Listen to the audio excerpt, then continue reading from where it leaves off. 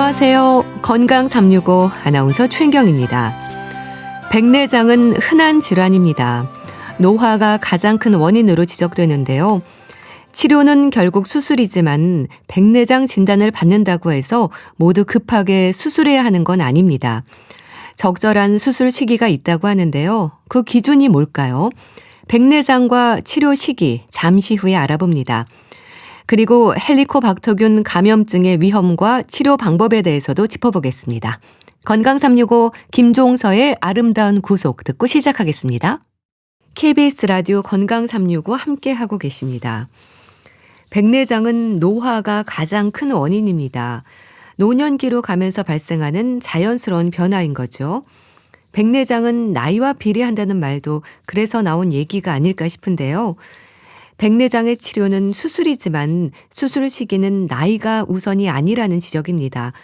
언제 치료해야 할까 궁금해하는 분들이 많은데요. 한양대학교 병원 안과 김지홍 교수에게 도움 말씀 듣겠습니다. 교수님 안녕하세요. 네, 안녕하세요. 네, 반갑습니다. 한양대학교 병원 김지홍입니다. 네. 교수님, 백내장은 노인성 질환이죠? 네, 맞습니다. 보통은 나이가 들면서 생기는 자연스러운 변화 중 하나예요. 60대 이상에서는 거의 절반 이상에서 백내장이 어느 정도 진행돼 있다고 보셔도 무방해요. 네. 그래서 노화의 일부라고 보긴 하지만 네. 그렇다고 그냥 방치하면 안 되는 건 분명하죠. 네. 이 노인성 질환이라고는 이제 하셨는데 어떤 상태를 말하는 건가요? 증상으로는 노안과 혼동하는 분들이 많던데요. 네, 백내장은 눈 속의 수정체라는 부분이 혼탁해지는 병인데요. 네. 이 수정체는 원래 맑은 렌즈 역할을 해요. 그런데 이게 뿌옇게 흐려지면 시야가 흐릿하거나 빛이 번져 보이는 증상이 생기죠. 네. 그런데 노안은 가까운 게 잘 안 보이는 거고 백내장은 전체적으로 뿌옇고 눈부심도 심한 병입니다. 그래서 두 증상이 함께 오는 경우가 많아서 네. 헷갈릴 수가 있어요. 네. 그러니까 두 증상이 함께 오는 경우가 많아서 헷갈릴 수도 있다고 하셨는데 그래서 노안이라고 또 생각을 해서 백내장 진단을 받기까지 오랜 시간이 걸릴 수도 있겠어요. 그럴 수 있어요. 그냥 나이 들어서 그런가 보다 하고 넘기시는 경우가 많은데 네. 실제로는 백내장이 꽤 진행된 상태인 경우도 종종 있어요. 그래서 증상이 생기시면 네. 꼭 안과 검진을 받아보시는 게 좋아요. 네. 근데 백내장이 워낙 흔한 질환이라서 그런지 대수롭지 않게 여기는 분들도 있고요. 또 언젠가 수술을 해야 한다면 빨리 하는 게 낫다는 생각을 하기도 합니다. 어떨까요? 예, 그런 말씀을 많이들 하시는데요. 네. 꼭 기억하셔야 할 게 하나 있습니다. 백내장이 있다고 무조건 수술하는 건 아니라는 거거든요. 네. 시력이 떨어져서 일상에 불편이 생길 때까지 수술을 미룰 수가 있고요. 네. 단지 백내장이 있다는 이유만으로 서두를 필요는 없습니다. 그러니까 백내장이 있다고 무조건 수술해야 하는 건 아니고 이제 불편감이 있다면 생각을 해봐야 된다고 하셨는데 백내장 수술 시기에 대한 질문 많이 받으시죠? 언제 하는 게 가장 좋은 걸까요? 뭐라고 답을 해주세요? 네. 실제로 제일 많이 받는 질문 중 하나인 것 같아요. 네. 사실 간단하게 불편한가요? 이게 정말 핵심이거든요. 그래서 운전이 힘들다거나 글자가 퍼져 보이거나 눈이 부시다던가 네. 그런 일상적인 불편이 생기면 수술을 고려할 수 있어요. 네. 그래서 나이 숫자보다는 본인의 생활이 얼마나 불편한가가 가장 중요한 것 같습니다. 네. 일단 불편한가요를 물어보신다고 하셨는데 근데 그렇게 나이가 아니라 불편감에 따라서 수술 시기가 정해진다면 다소 주관적인 부분도 있을 것 같아요. 맞습니다. 그래서 의사 선생님과 상담할 때 꼭 네. 생활 속의 불편함을 구체적으로 말씀해 주시면 그걸 토대로 수술 여부를 결정할 수가 있어요. 네. 그러면 어떤 불편감들을 호소하시나 궁금한데요. 그럼 백내장으로 인한 일상의 불편감이라고 한다면 일단 시력이 좀 떨어지는 건가요? 예, 보통 그렇습니다. 시력이 떨어지거나 글씨가 잘 안 보이거나 빛이 번져 보인다 이렇게 말씀하기도 하고 네. 특히 야간 운전을 힘들어하시는 분들이 많은 것 같아요. 그러니까 야간 운전 힘들어 한다고 하셨는데 운전 중에 사물이 겹쳐 보이거나 책을 읽을 때도 글자가 좀 퍼져 보인다는 말도 하고요. 눈이 아프다는 느낌도 갖는다고 하시거든요. 그럼 이런 부분들이 백내장의 증상일 수 있는 거네요. 네, 그럴 수 있어요. 이 백내장이 진행되면 초점이 잘 안 맞고 아무래도 눈에 부담이 가니까 눈이 피곤하거나 아픈 느낌을 받을 수도 있어요. 네. 그래서 시야가 겹쳐 보이는 복시 증상도 나타날 수도 있고요. 네. 그러면 다른 질환들과 혼동하기 쉬운 증상들이 많네요. 맞습니다. 그럼 어떤 부분들과 좀 혼동이 되는 걸까요? 이를테면 시력이 떨어지는 여러 질환들, 특히나 연세가 많으신 분들은 황반변성도 감별을 해야 될 것 같고요. 네. 당뇨가 있거나 이런 분들은 당뇨로 인한 당뇨 망막병증 등을 또 감별을 해야 될 것 같습니다. 네. 그럼 이제 검사를 받아봐야 하는 건데요. 백내장 진단을 위해서 여러 검사를 하지 않습니까? 검사 결과로 진행 정도에 따른 단계가 나눠지기도 할까요? 그러니까 병원에 갔더니 아직 수술할 단계는 아니래 이런 말하는 분들도 많으시거든요. 네, 맞습니다. 보통 백내장으로 검사를 하시게 되면 시력 검사를 하게 되고 네. 세극등 현미경 검사라고 해서 실제로 백내장의 진행 정도를 파악하게 됩니다. 네. 그래서 의사들이 아직 수술할 정도가 아니다라고 하는 거는 시력이나 증상이나 요 백내장 단계를 보고 아직 수술보다는 관찰이 더 나은 경우를 말하는 것 같습니다. 네. 시력 검사와 세극등 현미경 검사가 진행된다고 하셨는데 근데 수술할 단계가 아니라면 약물 치료가 진행이 되는 건가요? 네, 그 점안약으로 나온 백내장 약이 있는데요. 네. 솔직히 말씀드리면 진행을 늦춰주는 정도이고 이미 혼탁해진 수정체를 다시 맑게 하는 건 어렵습니다. 네. 그러면 진행 상태에서는 이 약물 치료가 효과가 없다는 건가요? 증상을 완화하는 게 백내장 자체를 완화한다기보다는 네. 눈의 피로감이라든지 염증 등을 조금 조절을 함으로 인해서 증상의 도움에는 되겠지만은 백내장 자체를 근본적으로 치료하지는 않아요. 결국에는 수술을 해야 되는 상황이 오게 됩니다. 네. 일단 수술에 있어서는 이제 환자의 불편감을 많이 고려한다고 하셨는데 근데 어차피 결국 수술을 할 거면 빨리 하는 게 좋지 않나 생각하는 분들도 계십니다. 이건 어떤 의미를 생각하면 될까요?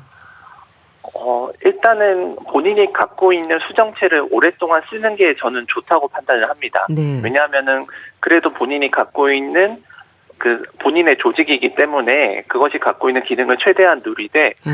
아무래도 우리가 백내장 수술을 하게 되면 인공수정체가 들어가게 되고 이것은 어쨌거나 이물이기 때문에 네. 개인적으로는 최대한 본인의 수정체를 쓰다가 적절한 시기에 수술을 하는 것이 더 낫다고 저는 판단을 합니다. 네. 그러니까 수정체의 혼탁 정도로 본다고 이제 앞서 말씀하셨는데 그러면 혼탁 정도는 심한데 나는 큰 불편감이 없어요. 이런 분들도 수술을 해야 되는 건가요? 그런 경우에는 아까 말씀드린 것처럼 네. 환자분께 얼마나 일상생활에 지장이 있는지를 여쭤보고 네. 만약에 그렇게 불편이 없다 하면은 그냥 정기적으로 외래를 관찰하면서 네. 환자분이 불편해하는 시기가 도래했을 때 저는 수술을 하자고 말씀을 드립니다. 그렇군요. 수술은 어떤 방법으로 진행이 되는 건가요? 수술은 먼저 혼탁해진 수정체를 제거를 하고 네. 대신에 인공수정체를 넣게 됩니다. 요즘에는 기술이 많이 좋아져서 수술 시간도 빠르고 네. 회복도 빠릅니다. 네. 보통 수술은 어느 정도의 시간이 걸리는 건가요? 수술 시간만 따지면 빠르면 10분에서 15분 정도 만에 수술이 네. 끝나는데요. 네. 아무래도 수술하기 전에 소독하는 시간과 준비하는 이런 시간들을 다 합치면은 그래도 한 20-30분 정도 소요를 한다고 생각하시면 됩니다. 네. 인공 수정체를 이제 삽입한다고 하셨는데 이거는 영구적으로 쓸 수 있는 건가요? 그렇습니다. 인공수정체는 영구적으로 눈에 삽입된다고 생각을 하시면 되고요. 네. 특별히 아주 드물지만 문제가 생기는 경우가 있긴 한데 아주 그런 경우는 예외적인 경우고 평생 특별히 재수술이나 이런 것을 하지 않는다고 보시면 됩니다. 네. 단초점, 다초점을 비롯해서 방법도 다양하던데요. 어떤 차이가 있습니까? 쉽게 말씀드리면 이 단초점은 멀리 보이게 하면은 가까운 거 볼 때 돋보기 안경이 필요하고요. 네. 가까이를 잘 보게 하면은 멀리 볼 때 안경이 필요한 것이 단초점 렌즈입니다. 네. 아무래도 수술 이후에 추가적인 안경 사용이 필요하다 보니까 조금 불편할 수는 있는데요. 네. 반면에 다초점 렌즈는 멀리, 중간, 가까운 거리를 한 번에 보이게 하는 렌즈예요. 그렇지만은 대신 다초점은 적응이 좀 필요하고 네. 또 빗번짐의 부작용이 있기 때문에 또 마냥 다초점이 다 좋은 것은 아닙니다. 그러니까 다초점으로 하면 말씀하셨듯이 빗번짐으로 인해서 특히 밤 운전을 해야 하는 경우라면 피해야 한다는 말도 있더라고요. 그럼 선택 기준이 있을까요? 일단은 밤 운전을 얼마나 하시느냐에 따라서 조금 고려될 문제인 것 같습니다. 네. 일반적으로 밤에 불빛 번짐을 더 심하게 느끼는 경우가 많아서 네. 야간 운전을 주로 업으로 하시는 분들에게는 그냥 단초점을 권유드리기도 합니다. 네. 따라서 환자의 생활 스타일에 맞춰서 맞춤 선택이 중요할 것 같습니다. 네. 그럼 단초점, 다초점은 이제 환자분들이 선택을 하시는 건가요? 네, 그렇습니다. 그럼 다초점으로 했다가 다시 단초점으로 바꿀 수도 있습니까? 이게 일단 인공수정체를 교환하는 것이 가능은 합니다. 네. 그렇지만은 이 인공수정체를 단순하게 백내장 수술하면서 넣는 것과 네. 수정체를 교환하는 것에는 큰 차이가 있고 아. 이 수정체 교환이 훨씬 어렵기 때문에 네. 수정체를 넣을 때 굉장히 신중하게 고민을 해서 네. 단초점, 다초점을 선택해서 넣는 것이 중요하다고 생각합니다. 네. 그러니까 처음 수술을 결정하실 때 신중하게 고민을 하셔야 되겠네요. 네. 이 백내장 수술을 하면 세상이 달라 보일 정도로 개운하게 잘 보인다는 말도 하던데요. 근데 세월이 흐르면서 다시 좀 침침하다는 말도 하거든요. 초고령 사회를 살고 있는데 재수술도 가능할까요? 아까 말씀드렸지만 이게 처음 수술하면은 인공수정체가 특별히 문제가 생기지 않는 한은 영구적이긴 한데요. 네. 수술 후에 몇 년이 지나면은 후발 백내장이라는 게 생기는 분들이 있습니다. 아. 이거 같은 경우에는 기존에 생겼던 백내장과는 다르게 네. 수정체가 들어가 있는 수정체 낭이 혼탁이 오는 것이고 네. 이것은 일반적으로 수술을 하지 않고 간단한 레이저 치료로 해결이 가능하기 때문에 네. 재수술을 하는 경우는 거의 없다고 보시면 됩니다. 네. 후발 백내장이라고 하셨는데 이것도 흔하게 올 수 있는 증상인 건가요? 이것은 거의 모든 수술하시는 환자분들이 온다고 보셔도 되는데요. 네. 다만 그 오는 시기는 좀 다를 수 있어서 네. 어느 정도의 그 후발 백내장을 두고 보다가 네. 이것도 마찬가지로 환자분들이 증상을 느끼고 불편해할 때 그때 네. 레이저를 하게 되면은 또 금방 해결되는 문제라서 그렇게 보시면 될 것 같습니다. 네. 아무래도 이제 관리가 중요할 것 같은데요. 백내장뿐 아니라 눈 건강을 위해서도 일상에서 조심할 부분들이 많지 않습니까? 특히 백내장 진단을 받았거나 수술을 했을 때 신경 써야 하는 부분 뭐가 있을까요? 네, 일단 자외선이 아무래도 백내장을 유발하는 요인이기도 하지만은 또 수술 이후에 수정체가 너무 깨끗하다 보니까 이런 것들이 너무 눈으로 들어갔을 때 여러 가지 문제를 일으킬 수가 있습니다. 네. 그래서 자외선 차단이 무엇보다 중요하다고 생각을 하고요. 네. 외에도 일반적인 눈 건강을 위해서는 혈당이라든지 혈압이라든지 이런 내과적인 부분들을 잘 조절을 해야 되고 네. 눈이 불편하다고 해서 눈을 막 비비거나 그러지 않는 것이 중요하고 네. 또 정기적으로 안과 검진을 받아보시는 게 중요하다고 생각합니다. 네. 일단 자외선 차단이 중요하다고 말씀하셨는데요. 자외선 차단을 위해서 선글라스가 많이 강조가 되지 않습니까? 그런데 노인들에게는 아직 선글라스가 필수품으로 여겨지진 않거든요. 양산이나 모자를 활용하는 것도 방법이지 않을까 싶은데 어떨까요? 저도 동의합니다. 네. 모자나 양산도 자외선 차단에 큰 도움이 되기 때문에 선글라스가 불편하신 어르신분들께는 제가 모자를 챙기시라고 이렇게 말씀드리기도 합니다. 네. 그럼 선글라스의 경우도 렌즈 색에 대한 고민이 많던데요. 색에 따라서도 효과에 차이가 있습니까? 네, 그 색상에 따라서 기능이 조금씩 다르긴 한데요. 네. 갈색이나 회색 렌즈는 이 자연 색감도 좀 유지가 되면서 눈부심 차단하는 데 효과적으로 알려져 있습니다. 네. 그리고 노란색 렌즈 같은 경우는 흐린 날이나 밤에 조금 도움이 된다고 합니다. 네. 다만 너무 진하거나 색이 왜곡되면 불편할 수 있기 때문에 네. 개인별로 맞는 렌즈를 선택하는 것이 중요하겠습니다. 네. 또 정기적인 안과 검진 중요하다고 하셨습니다. 어떤 검사를 받으면 되는 건가요? 일반적으로 백내장 수술을 하신 분들이 조금 건조한이라든지 뭐 이런 것들을 많이들 호소하셔서 네. 아까 말씀드린 그런 시력 검사나 세극등 검사를 주기적으로 받으시면 좋고, 또 나이가 들면서 망막이라든지 이런 시신경이라든지 이런 눈 속에 있는 구조에 그런 변화가 있을 수 있기 때문에 네. 이런 검사들을 정기적으로, 자주는 아니더라도 네. 저는 1년에 한 번 정도는 검사를 받으라고 말씀을 드립니다. 네. 또 백내장은 노인성 질환이라서 예방이 어렵다는 생각도 합니다. 어떤 말씀을 주실까요? 네, 백내장은 나이가 들면은 누구나 찾아올 수 있고, 저는 그 흰머리에 많이 비유를 하거든요. 네. 나이가 들면 머리가 빨리 새시는 분들도 있고, 아니면 늦게까지 머리가 새지 않는 분이 있는 것처럼, 네. 백내장도 어떤 분들은 빨리 오고, 또 어떤 분들은 늦게까지 수술 안 하는 분들도 계십니다. 이러한 것들은 아무래도 개인적인 차이가 있긴 있지만은, 네. 우리가 외부적으로는 어쨌거나 자외선이라든지 눈을 비비고 만지는 이런 습관들이 백내장을 유발할 수가 있기 때문에 네. 이런 부분들을 조심하고 하지 않도록 제가 잘 말씀을 드리고 있습니다. 네, 알겠습니다. 자, 오늘은 백내장과 치료 시기에 대해서 알아봤는데요. 한양대학교 병원 안과 김지홍 교수와 함께했습니다. 감사합니다. 네, 감사합니다. KBS 라디오 건강 365 함께하고 계신데요.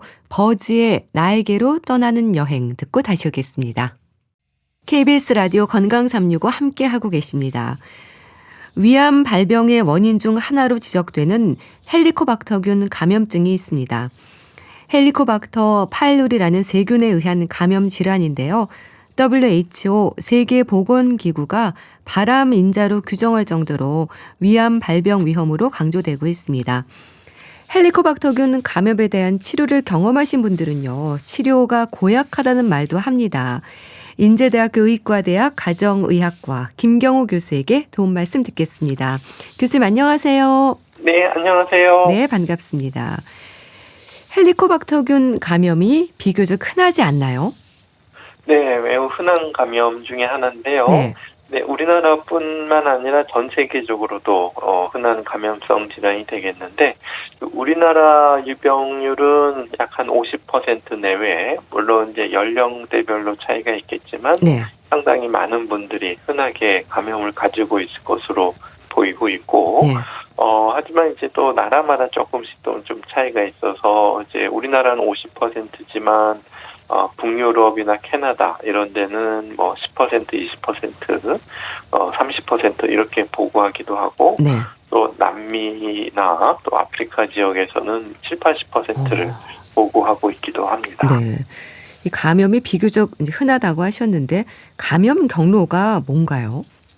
네, 아무래도 그 감염된 사람으로부터의 어떤 밀접 접촉으로 추정하고 있는데요. 주로 이제 입을 통해서 이 균이 오염된 여러 가지 이 식품이라든지 음식을 통해서 들어가는 것으로 보고 있는데, 네. 특히 이제 가족 내에서, 특히 이제 어른들이 이제 어릴 때 좀 잘 못 씹는 아이들에게 이렇게 씹어서 음식물을 대신 주는 과정에서 또 어릴 때 감염이 된다든지, 네. 또 아니면 우리가 식중독 걸리는 것처럼 오염된 대변이 여러 가지 경로를 거치면서 다시 입을 통해서 위생 상태가 좋지 않은 경우에 또 감염이 될 수가 있겠고요. 네. 또 감염된 사람들의 어떤 그런 그 구토물 이런 것들이 다른 사람의 위장으로부터 또 입, 구토물 이런 것들을 통해서 오염된 상태로 또 경부 섭취를 통해서 감염될 수가 있겠습니다. 그러니까 사람과 사람 간의 감염을 비롯해서 여러 요인들이 있군요. 증상이 있습니까? 증상도 없고 전혀 모르다가 위내시경 검진에서 알게 됐다는 분들도 많던데요. 네, 대부분은 사실 감염이 돼도 증상이 거의 없고 모르시는 경우가 많은데요. 네. 드물게는 그 급성 감염, 그러니까 헬리코박터균에 처음 감염됐을 때 위염이라든지 이런 것들이 생기시면서 심한 복통이나 속쓰림 이러한 증상을 호소하시는 급성 감염 증상이 또 있는 경우도 있을 수는 있지만, 네. 대부분은 그냥 아무 증상 없이, 그리고 한번 감염되면 장기적으로 지속적으로 감염되신 상태로 지내는 것으로 알려져 있는데요. 네. 또 이렇게 증상 없이 장기간 지내시다가 또 내시경을 하면서 우연히 알게 되시는 경우가 많이 계시겠습니다. 네. 그렇게 위 내시경으로 알게 되는 경우가 대부분이지만요. 또 감염 여부를 알고 싶을 때 확인할 수 있는 다른 검사도 있지 않나요? 네, 맞습니다. 우선 이제 헬리코박터균은 세균이기 때문에 사실 이제 내시경 검사를 할 때 내시경 자체로 우리가 육안으로 보이는 건 아니고 네. 내시경을 하는 과정에서 위점막의 조직을 채취해서 그 조직을 여러 가지 화학적으로 분석하거나 또 아니면 현미경으로 들여다봤을 때 우리가 내시경 검사에서 채취한 조직 검사를 통해서 헬리코박터균 감염 여부를 알 수 있지만 네. 말씀하신 것처럼 내시경을 안 하고도 헬리코박터균이 감염되어 있는지를 알 수 있는 다른 방법들도 있는데요. 네. 우선 요소 호기 검사라는 거는 우리가 이제 동위 원소가 포함된 알약을 이용해서 이것을 드신 다음에 헬리코박터균이 있는 경우에는 이 성분을 분해하면서 동위 원소가 우리 호기 숨을 내쉴 때 나오는 것을 우리가 검사해서 감염 여부를 판단하는 방법도 있겠고요. 네. 또 우리가 혈액 검사를 하게 되면 여러 가지 바이러스나 세균에 대해서 한번 감염됐을 때 항체가 생긴 그런 우리 항체가 몸에 남아 있기 때문에 네. 우리가 헬리코박터균에 감염됐을 때 생긴 항체가 우리 혈액 내에 있는지를 혈액 검사를 통해서 확인할 수 있는 방법도 있겠고요.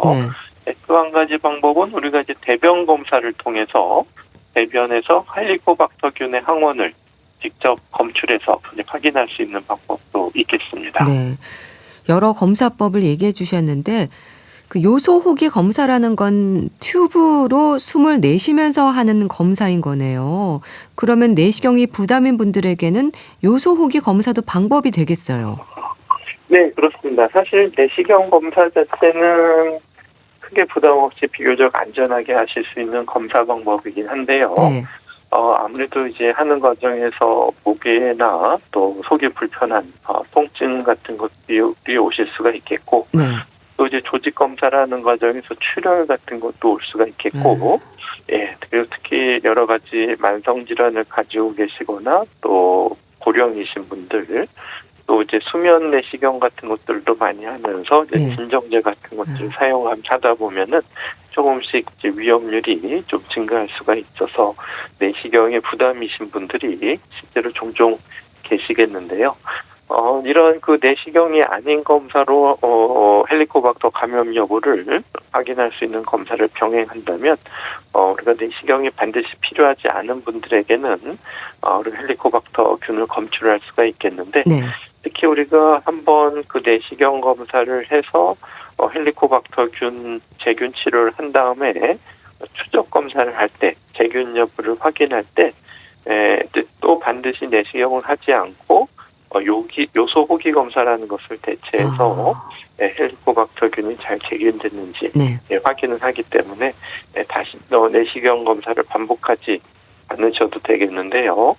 다만 이제 위궤양이나 또 위암이 의심이 되는 경우에는 우리가 처음에는 위암 같은 것들이 안 나왔지만 적절한 치료를 한 후에 네. 다시 내시경 검사를 해서 위궤양이 좋아졌는지 또 위암은 아닌지 다시 한번 확인이 필요한 경우에는 우리가 다시 어느 정도 한두 달 정도 간격을 두고 반복적으로 내시경 검사를 하실 수도 있겠습니다. 네. 그런데요, 헬리코박터균 감염이 확인됐다고 해도 모두 치료가 필요한 건 아니라면서요. 네, 그렇습니다. 이제 헬리코박터균이 확실히 여러 가지 위궤양이나 위암의 발병 위험이긴 하지만은 어느 정도 치료를 해야 될 것인가에 대해서는 좀 이견이 있을 수가 있는데요. 네. 특히 이제 우리나라 인구의 상당히 많은 분들이 감염되어 있고 또 치료 과정이 또 이렇게 쉽지는 않을 수가 있기 때문에 우리가 여러 가지 이득과 또 소모되는 비용이나 여러 가지 위해를 비교해서 네. 어느 것이 더 이득이 클까라는 것들을 좀 따져볼 필요가 있겠는데요. 네. 우리가 그렇기 때문에 헬리코박터균 감염이 확인됐을 때 반드시 치료가 필요한 경우와 또 좀 적극적으로 치료를 고려할 수 있는 경우, 또 치료가 필요하지 않은 경우 이렇게 나눠서 생각해 볼 수가 있겠습니다. 네. 그럼 치료가 필요한 분들에게는 재균 치료가 진행이 되는 거죠? 네, 그렇습니다. 우선적으로 헬리코박터균이 검출됐는데 우리가 위궤양, 십이지장 궤양처럼 점막의 상당 부분이 심하게 헐어서 출혈이나 천공 위험이 있는 분들, 이런 분들은 반드시 재균 치료를 하셔야 되겠고요. 네. 또 우리가 위암이 발견돼서 조기 위암을 치료할 때 위를 저지하는 분도 있지만 또 내시경으로 점막만 이렇게 도려내는 치료를 하는 분들도 있는데 네. 예, 그런 분들도 반드시 내시경 치료를 하셔야 헬리코박터균 재균 치료를 하셔야 되겠고 네. 또 여러 가지 위암 중에서 림프종이 또 생기는 분들이 있습니다. 그래서 이런 분들도 위에 생긴 림프 조직, 림프종 환자분들도 반드시 이 재균 치료를 하셔야 되겠습니다. 네. 그럼 재균 치료는 어떻게 진행이 되는 건가요? 항생제가 쓰이는 건가요? 네, 그렇습니다. 헬리코박터균을 좀 죽이기 위한 항생제를 사용하게 되겠는데요. 네. 한 가지 항생제를 쓰진 않고 우리가 사용할 수 있는 항생제가 서너 가지 종류가 있지만 그 중에서 두 가지 또는 세 가지를 한꺼번에 아니면 순차적으로 병행해서 주로 항생제를 사용해서 치료를 할 수가 있겠습니다. 네. 이제 두 가지, 세 가지를 이제 병행해서 항생제 치료를 한다고 하셨는데 기간은 어느 정도인가요?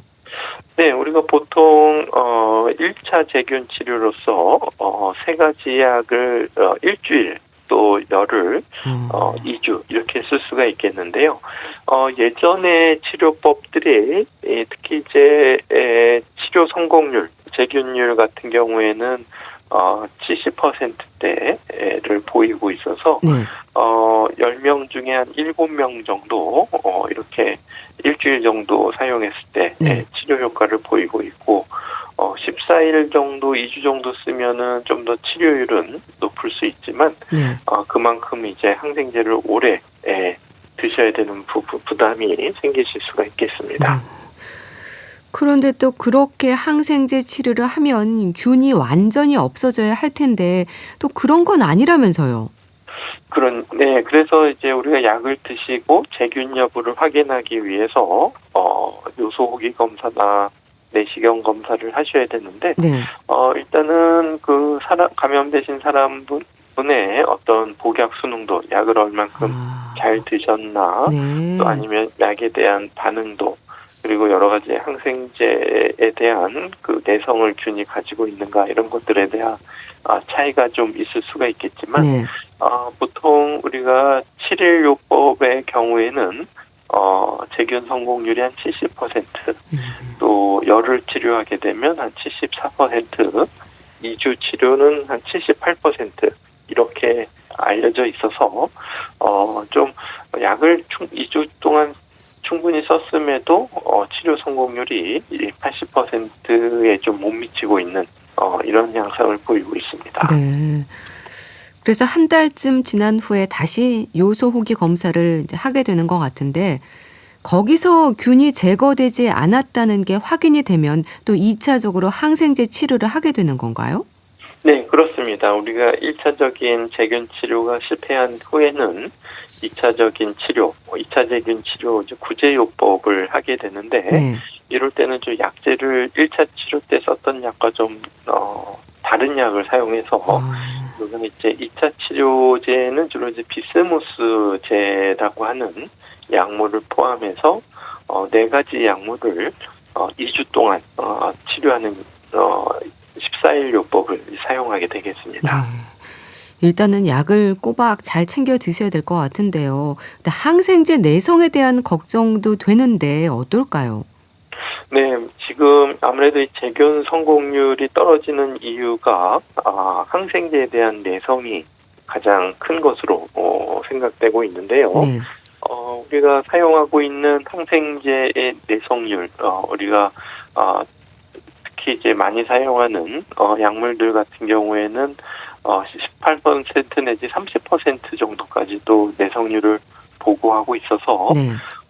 이러한 약에 대해서 우리가 이러한 내성균이 있는 경우에는 이 항생제를 처음부터 쓰지 않고 제균 치료를 하면 좋은데 네. 우리가 헬리코박터균이 있느냐 없느냐만 가지고 치료를 먼저 하는 경우가 대부분이 되겠고 만약에 조금 더 치료 성공률을 높이고 싶다면 네. 헬리코박터균이 검출된 다음에 추가적으로 한 번 더 내성균에 대한 유전자 검사를 해서 만약에 내성균이 있다면 좀 다른 약제를 처음부터 사용하는 맞춤형 치료, 제균 치료법을 사용해 볼 수가 있겠는데요. 네. 또 보고에 따르면 이러한 맞춤형 치료를 했을 때 7일간 치료를 하게 되면은 제균 치료율이 약 92%, 94% 정도로 기존의 70%보다 상당히 높아지는 것을 또 보이고 있어서 네. 우리가 내성균이 점점 증가하고 있고 그것 때문에 치료 성공률이 떨어지고 있고 그렇기 때문에 우리가 다양한 항생제를 동시에 사용하거나 아니면 항생제 내성 검사를 미리 해서 네. 맞춤형 치료를 처음부터 하는 방법 등 치료법이 다양한 방법들이 시도되고 있겠습니다. 네. 그리고 항생제를 기본적으로 처방하는 거라서 항생제 부작용을 경험한 적이 있는 분들은 미리 알리는 것도 필요하겠어요. 네, 그렇습니다. 반드시 이제 말씀해 주셔야 되는데요. 네. 대부분은 항생제가 안전하고 크게 부작용이 없지만, 우리가 이제 페니실린 성분에 대해서 심한 알레르기, 아나필락시스를 경험했던 분들이 간혹 계시는데요. 그런 분들은 물론 제균 치료에는 페니실린 자체를 사용하는 건 아니지만 아목시실린이라고 하는 페니실린 유사 약물을 사용하기 때문에 그런 약을 드시게 되면 또 심한 알레르기 반응이 나타나실 수가 있어서 네. 페니실린에 대해서 아나필락시스가 있었다 이런 분들은 반드시 미리 알려주시는 것이 필요하겠고요. 네. 또 일반적으로 항생제 부작용이 없던 분들도 아무래도 항생제를 오래 사용하시다 보게 되면 장내 세균총의 변화가 생겨서 또 설사가 생긴다든지 또 일반적인 두드러기나 이런 부작용이 생기실 수가 있기 때문에 우리가 제균 치료를 하는 것에 대한 이득과 또 아니면 항생제를 여러 가지를 오래 드셨을 때 그런 부담 이런 것들을 잘 비교하면서 치료를 하는 것이 필요하시겠습니다. 네. 아무래도 치료 약제를 복용하는 중에 있을 수 있는 부작용의 증상도 미리 알아두는 것도 중요하지 않을까요? 네, 그렇습니다. 아무래도 이제 약이 또 한 움큼 되기 때문에 드실 때 좀 부담스러운 분들이 상당히 많고요. 또 이제 좀 울렁거린다. 또 약 먹을 때 배가 아프고 좀 속이 쓰린다. 또 설사가 난다. 이런 분들도 있을 수가 있고 또 백진이 생기고 가렵다. 이러실 수도 있고요. 또 좀 쓴맛이 올라온다. 그런 분들도 생길 수가 있고 또 변 색깔이 좀 변했다. 이렇게 다양한 증상을 호소하시는 경우가 있겠는데요. 설사 같은 경우에도 아주 심하지 않고 좀 일시적인 물운변 같은 경우에는 좀 치료 기간을 다 지켜서 드시는 것이 필요할 수도 있지만 복통이나 또 설사가 너무 심한 경우에는 의사와 상의해서 약을 중단하는 것을 또 좀 고려를 해봐야 될 수도 있겠습니다. 네. 약이 좀 한 움큼 된다고 하셔서 걱정이 되는데 이런 부작용의 증상이 나타난다면 이럴 땐 약을 중단하고 의사에게 좀 알려야겠네요. 네, 그렇습니다. 보통 이제 자의로 중단하시거나 또 아니면 병원을 바꿔서 이렇게 또 가시는 경우가 있는데